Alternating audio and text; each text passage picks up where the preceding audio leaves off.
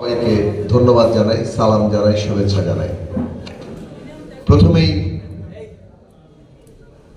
গত 15 বছর ফ্যাসিবাদ বিরোধী সংগ্রামে যারা গুমের শিকার হয়েছেন, নির্যাতনের শিকার হয়েছেন এবং জুলাই আগস্টে আমাদের ছাত্র শ্রমিক তরুণরা যারা শাহাদাত বরণ করেছেন, যারা চোখ হারিয়েছেন, অঙ্গ হারিয়েছেন, আহত হয়ে এখনো হাসপাতালের বিছানা কাতরাচ্ছেন, আমরা তাদের সকলের প্রতি আমাদের শ্রদ্ধা, ভালোবাসা, সহমর্মিতা জানাই।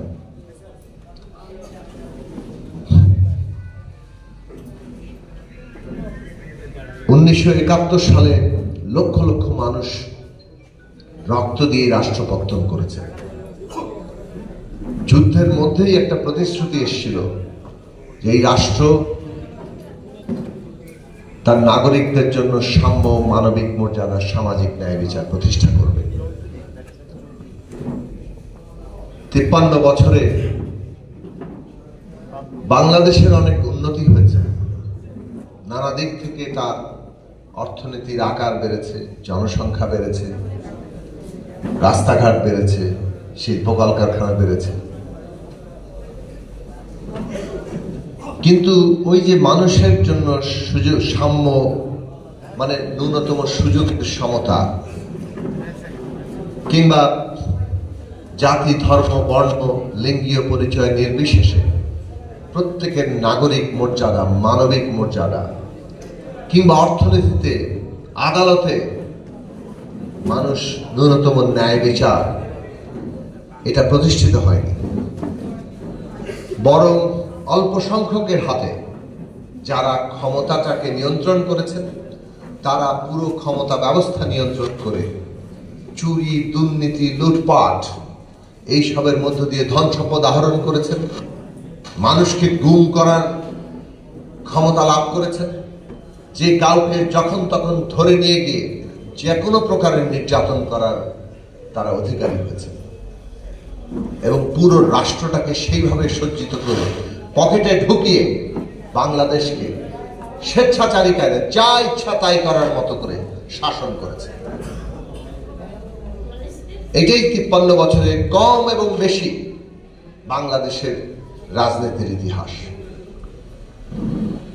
এই 53 বছরের পুঞ্জীভূত যে ক্ষোভ, এই ক্ষোভ নতুন প্রজন্মের মধ্য দিয়ে প্রকাশিত হয়েছে। আমাদের ছাত্র তরুণরা তারা মাঠে নেমেছেন, তাদের উপর যখন অত্যাচার হয়েছে আমাদের শ্রমজীবী তরুণরা মাঠে নেমেছে, তাদের অভিভাবকরা নেমেছে, সারা দেশের সমস্ত মানুষ নেমেছে, রাজনৈতিক দলগুলো যারা ফ্যাসিবাদের বিরুদ্ধে লড়ছিল সবাই আমরা নেমেছি। এই আন্দোলন এমন ভাবে হয়েছে যেটা অভূতপূর্ব। এই দেশের ইতিহাসে 69 সালে, 90 সালে গণ অভ্যুত্থান হয়েছে, 71-এর মুক্তিযুদ্ধ হয়েছে, কিন্তু সেটা যুদ্ধ ছিল একটা সশস্ত্র শক্তির বিরুদ্ধে। যেভাবে বাংলাদেশের প্রতিরোধ হয়েছে, নিরস্ত্র জনগণ যেভাবে প্রতিরোধ করে তুলেছে, মনে হয়েছে মাটি ফুঁড়ে বাংলাদেশের জনতা জেগে উঠেছে।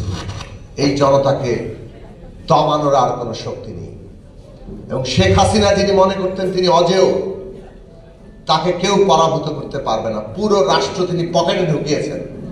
এত বড় রাষ্ট্র নিয়েও এইভাবে নির্বিচারে গণহত্যা চালিয়েও শেষ পর্যন্ত তাকে পালিয়ে যেতে হয়েছে। এই যে বিরাট উত্থান মানুষের, এই উত্থানকে আমাদের ধারণ করতে হবে, এই উত্থানকে আমাদের বাস্তব রূপ দিতে হবে। 71 সালের পরে যেভাবে বাংলাদেশের স্বপ্ন ব্যাহত হয়ে গেছে, বাংলাদেশের জনগণের স্বপ্ন দুমড়ে মুচড়ে গেছে 53 বছর ধরে, আজকে জুলাই আগস্টের এই অভ্যুত্থানের পরে জনগণের স্বপ্ন যাতে বেহাত না হয়, আবারও যাতে সেই স্বপ্নকে কেউ দুমড়ে মুচড়ে দিতে না পারে, তার জন্য আমাদের রাজনৈতিক শক্তি দরকার। অভ্যুত্থানের মধ্যে দিয়ে এসেছে নতুন রাজনৈতিক বন্দোবস্ত লাগবে। অন্তর্বর্তী সরকারও নতুন রাজনৈতিক বন্দোবস্ত প্রতিষ্ঠার অঙ্গীকার করেছেন। কিন্তু কিভাবে নতুন রাজনৈতিক বন্দোবস্ত প্রতিষ্ঠা হয়? এই বন্দোবস্ত কি?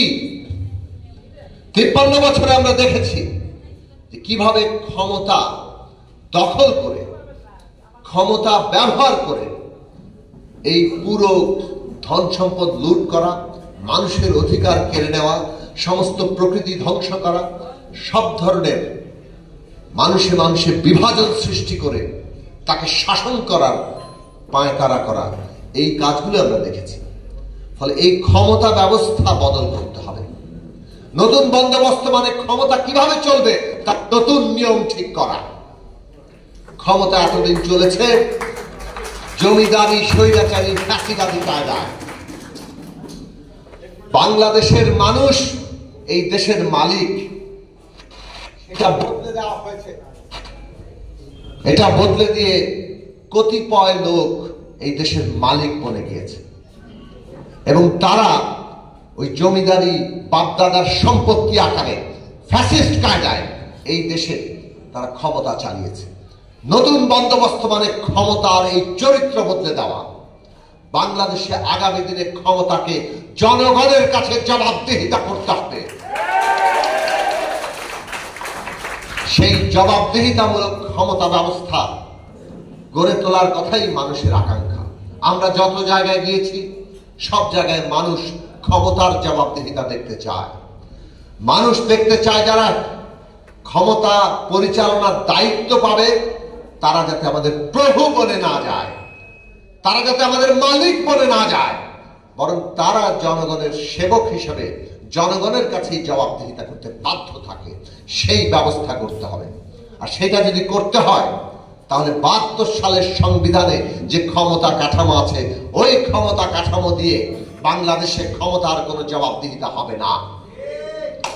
তাহলে আমাদেরকে সেই ক্ষমতা কাঠামো বদলাতে হবে। কেউ যদি ওই ক্ষমতা ব্যবস্থা রেখে দিতে চায় তাহলে জনগণকে সোচ্চার হতে হবে।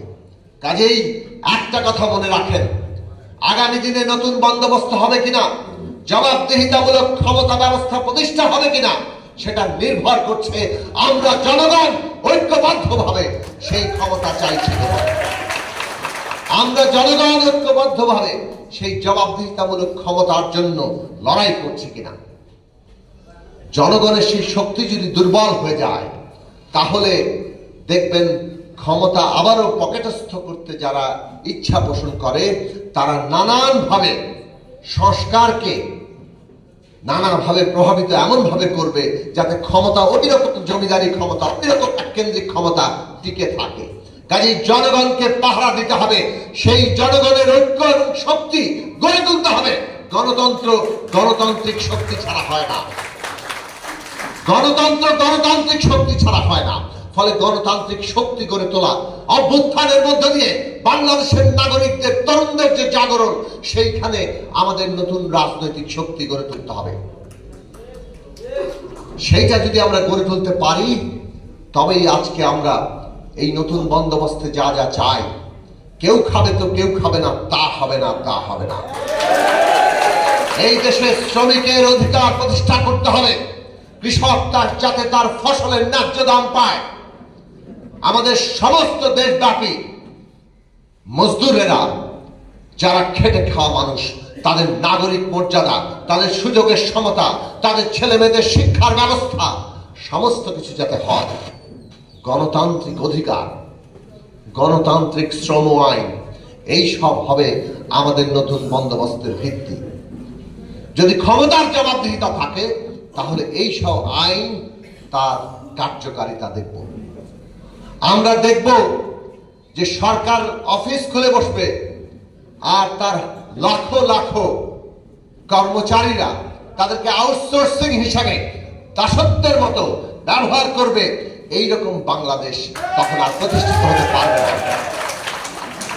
বাংলাদেশে এই সব জিনিসের জবাবদিহিতা থাকবে যে কিভাবে সরকার একই অফিসে বসে দুই নীতি চালু রাখে।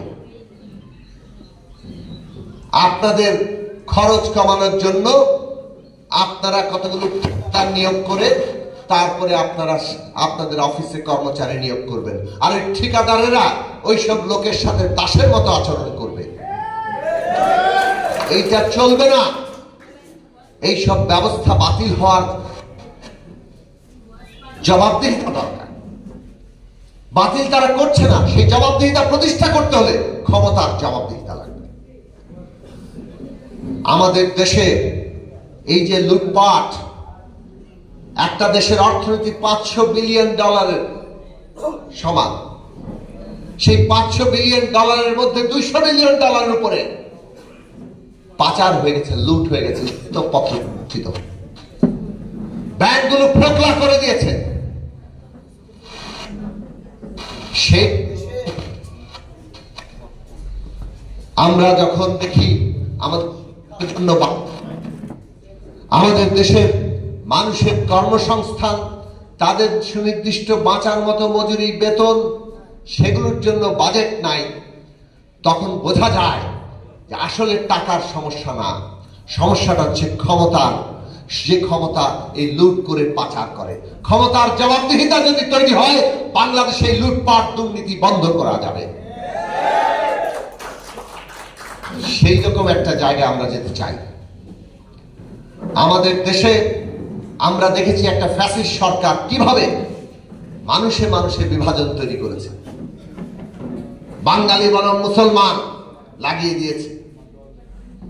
কিভাবে এই দেশে আমাদের অন্যান্য সমস্ত জাতি